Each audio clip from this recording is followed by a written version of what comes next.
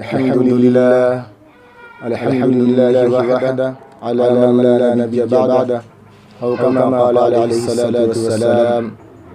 فقد قال الله تبارك وتعالى في كتابه المبين: فأعوذ بالله من الشيطان الرجيم، بسم الله الرحمن الرحيم. وما خلقت الجن والإنس إلا ليعبدون. صدق اللہ العظیم. میرے معزز بزرگوں اور دوستوں اور دینی بھائیوں، اللہ تبارک و تعالی نے ہم سبوں کو اپنے خزانے کی سب سے قیمتی دولت ایمان سے سرفراز فرمایا، مزید کرم فرمایا کہ اللہ تبارک و تعالی نے ہمیں اور آپ کو صحیح سمجھ بوجھ عطا کیا، ہمیں اور آپ کو صحیح سالم ہاتھ پیر عطا کیے. اللہ تبارک و تعالی اپنے بندے پر، اپنی مخلوقات پر ہمیشہ سے رحم و کرم کی بارش کرتا ہی رہتا ہے. جس بارش میں سے ایک بارش یہ بھی ہے کہ اللہ تبارک و تعالی انسان کو فراغت دے، انسان کو سہولت دے، انسان کو اس کے کام کے اندر آسانی پیدا فرما دے. میرے محترم بزرگوں اور دوستوں، آپ حضرات کے سامنے ابھی میں نے کلام اللہ کی ایک آیت کی تلاوت کی ہے، جس میں اللہ تبارک و تعالی انسان و جنات کی تخلیق کا مقصد بیان فرما رہا ہے. چنانچہ ارشاد ربانی ہے: وَمَا خَلَقْتُ الْجِنَّ وَالْإِنسَ إِلَّا لِيَعْبُدُونَ، کہ میں نے انسان اور جنات کو صرف اپنی عبادت کے لیے پیدا فرمایا ہے. میرے محترم بزرگوں اور دوستوں، اللہ تبارک و تعالی نے دنیا میں کم و بیش 18,000 سے زیادہ مخلوقات پیدا کیے، جس میں انسان بھی ہے، جنات بھی ہے، فرشتے بھی ہے، جمادات بھی ہے، نباتات بھی ہے، جانور بھی ہے، کیڑے مکوڑے بھی ہے، اور دیگر چیز بھی ہیں، آسمان و زمین بھی ہے، سورج اور ستارے بھی ہے، چاند بھی ہے. تمام چیز اللہ تبارک و تعالی کی پیدا کی ہوئی ہے. تمام چیزوں پر اللہ کی حکومت ہے. تمام چیزوں کو اللہ تبارک و تعالی نے کسی اہم مقصد کے تحت پیدا کیا ہے.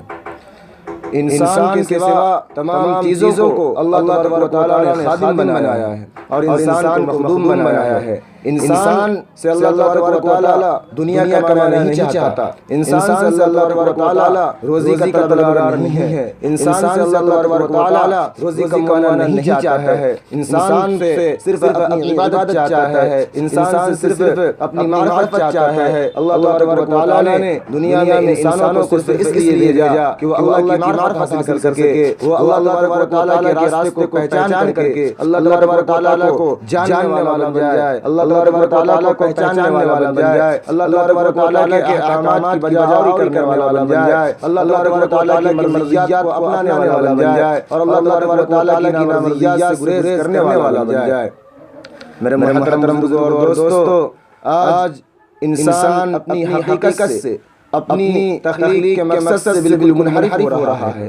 انسان کو اللہ تبارک و تعالی نے محض اپنی عبادت کے لیے پیدا کیا تھا، کیونکہ رزق کا مالک تو اللہ ہے. اگر انسان حرکت بھی نہ کرے پھر بھی اس کی مقدر میں، اس کی قسمت میں، اس کے نصیب میں جتنا رزق لکھ دیا گیا ہے وہ اس کو مل کر رہے گا. اگر اس وقت تک اسے موت نہیں آ سکتی جب تک کہ اس کا حصے کا لکھا ہوا اس کو مل جائے.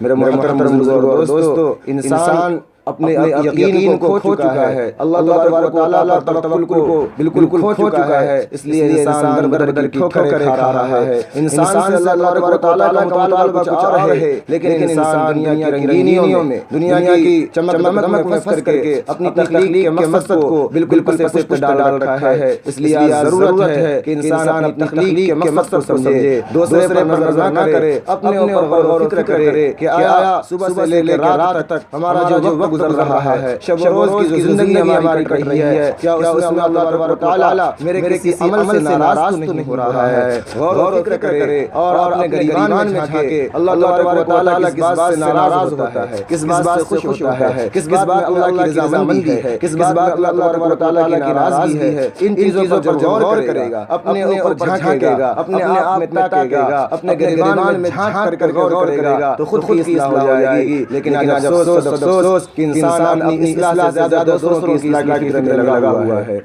اس لیے میرے محترم بزرگوں اور دوستو، اپنی اصلاح سب سے پہلے کی جائے، اس کے بعد دوسرے کی اصلاح کی ذمہ داری اللہ تبارک و تعالیٰ نے کسی پر نہیں ڈالی ہے۔ اللہ تبارک و تعالیٰ قیامت کے دن، کل حشر میدان میں، کل اپنی قبر میں ہم سے خود ہمارے بارے میں سوال کرے گا، کسی اور کے بارے میں اللہ تبارک و تعالیٰ ہم سے نہیں پوچھے گا کہ اس نے نماز کیوں نہیں پڑھی۔ اللہ تبارک و تعالیٰ کا یہ سوال ہوگا ہی نہیں کہ تمہارے والدین نے ہماری فرمانبرداری کیوں نہیں کی۔ اللہ تبارک و تعالیٰ کا یہ سوال ہوگا ہی نہیں کہ تمہارے بھائی نے نماز کیوں نہیں گیا۔ اللہ تبارک و تعالیٰ کا یہ سوال ہو ہی نہیں سکتا کہ تمہاری بہن میری نافرمانی کیوں کی۔ اللہ تبارک و تعالیٰ سب سے پہلے ہم سے ہمارے بارے میں پوچھے گا، پھر اس کے بعد کسی اور کے بارے میں پوچھے ورنہ کوئی ذمہ دار نہیں ہے۔ اس لیے ہر انسان کو اپنی فکر خود اڑانی چاہیے، آخرت کی فکر کو مقدم رکھے، آخرت کی فکر کو ہم وقت سب سے آگے رکھے، دنیا کو ترجیح نہ دیں۔ دنیا کی کوئی حقیقت نہیں ہے، دنیا تو چند روزہ ہے۔ آج ہم سامنے آپ کے بات کر رہے ہیں، ابھی ہماری آنکھیں بند ہو جائے گی، ہم مردوں میں شمار کیے جائیں گے، ہمارا نام مردوں میں چلا جائے گا۔ دنیا کی کوئی حقیقت نہیں ہے، دنیا بے وقت چیز ہے۔ اگر دنیا کی حقیقت اور دنیا کی قدر و قیمت اللہ کی نظر میں مچھر کے پر کے برابر ہوتی تو قسم خدا کی دنیا اللہ تبارک و تعالیٰ کسی کافر کو نہیں دیتا۔ اس دنیا کی کوئی حقیقت نہیں ہے، اس دنیا کی قیمت تو ایک گلاس پانی کے برابر بھی نہیں ہے۔ اس دنیا اتنی بے وقت ہے، یہ دنیا اتنی بے قیمت ہے کہ اس کی قیمت ایک گلاس پانی کے برابر نہیں ہے۔ آپ ذرا غور کریں، اسی بات میں واقعہ سناتا ہوں بادشاہ ہارون الرشید کا۔ اس کے زمانے میں ایک مجذوب صفت انسان ہوا کرتا تھا جو مشہور ہے، جس کا نام بہلول رانا ہے۔ وہ اس نے بادشاہ سے کہا کہ بادشاہ دنیا کی قیمت تو ایک گلاس پانی سے بھی کم ہے۔ بادشاہ متعجب ہو گیا، دنیا کی قیمت نہیں بلکہ اس کی سلطنت کی قیمت لگایا کہ تمہاری سلطنت کی قیمت صرف 2 گلاس پانی ہے۔ ایک گلاس پانی کی قیمت تمہاری آدھی سلطنت کے برابر ہے، اور دوسرے گلاس پانی کی قیمت تمہارے پوری سلطنت کے برابر ہے۔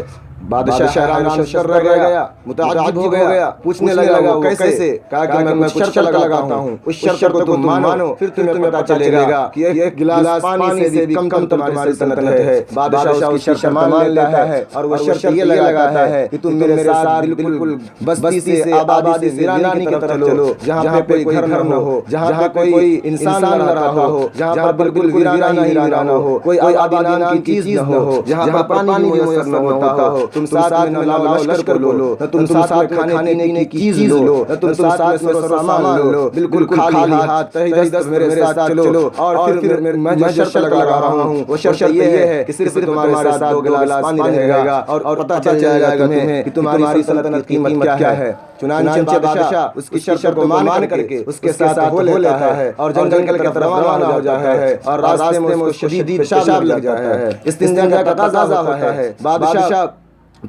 بادشاہ کو بہت شدید پیاس لگ جاتی ہے۔ جب بادشاہ کو پیاس لگتی ہے تو بے چین ہو جاتا ہے اور وہ پانی طلبتا ہے، تو بہلول رانا اسے ایک گلاس پانی دیتا ہے۔ جب وہ پانی پیتا ہے تو پانی پینے کے بعد انسان کو استنجا کا تقاضا ہوتا ہے، تو پانی پینے کے دیر کے بعد پھر اس کو استنجا کی حاجت آتی ہے، تو وہ عرض کرتا ہے کہ مجھے پانی دو، مجھے استنجا کرنا ہے۔ تو پھر وہی ایک گلاس پانی اس کو دیا جاتا ہے، وہ استنجا کرتا ہے۔ تب جا کر اس کو بات سمجھ آتی ہے کہ دنیا، یہ سلطنت، یہ حکومت کی قیمت 2 گلاس پانی سے بھی کم ہے۔ اس لیے میرے محترم بزرگوں اور دوستو، دنیا کے دھوکے میں نہ پڑے، دنیا کے چکر میں نہ پڑے، دنیا کے چکر میں پڑ کر کے آخرت کو نہ بھلائیں، اپنے آپ کو نہ بھلائیں۔ آپ کو اللہ تبارک و تعالیٰ نے ایک عظیم مقصد کے تحت پیدا کیا ہے، آپ کو اللہ تبارک و تعالیٰ نے ایک اہم کام کے لیے پیدا کیا ہے۔ انسان کی زندگی اگر کسی مقصد سے خالی ہو، انسان اگر اپنی زندگی کو بے مقصد گزار رہا ہو، انسان کی زندگی کا کوئی ٹارگیٹ نہ ہو، کوئی ایم نہ ہو، کوئی مقصد نہ ہو، تو اس کی زندگی میں اور جانور کی زندگی میں کوئی فرق نہیں ہوتا ہے۔ اس لیے ہم آپ اونچے بنائے گئے ہیں، ہمیں اور آپ کو اشرف المخلوقات بنایا گیا ہے، ہمیں اور آپ کو اللہ تبارک و تعالیٰ نے محض اپنی عبادت کے لیے پیدا کیا ہے۔ تو جہاں ہو سکے اپنی اوقات کو اللہ تبارک و تعالیٰ کے احکامات کی بجائے اور ہی میں کریں، اللہ تبارک و تعالیٰ کی نافرمانی سے گریز کریں، اللہ تبارک و تعالیٰ کی نافرمانی سے اپنے آپ کو بھی بچائیں اور دوسروں کو بھی بچانے کی کوشش کریں۔ تبھی جا کر کے اللہ تبارک و تعالیٰ ہمیں اور آپ سے بالکل راضی ہو کر کے، ہم اور آپ سے راضی ہو کر کے اپنی جنت میں داخل کر دے گا۔ میرے محترم اور دوستو، باتیں تو بہت ساری ہیں، میں انہی چند باتوں پر اپنی تقریر کو ختم کرتا ہوں۔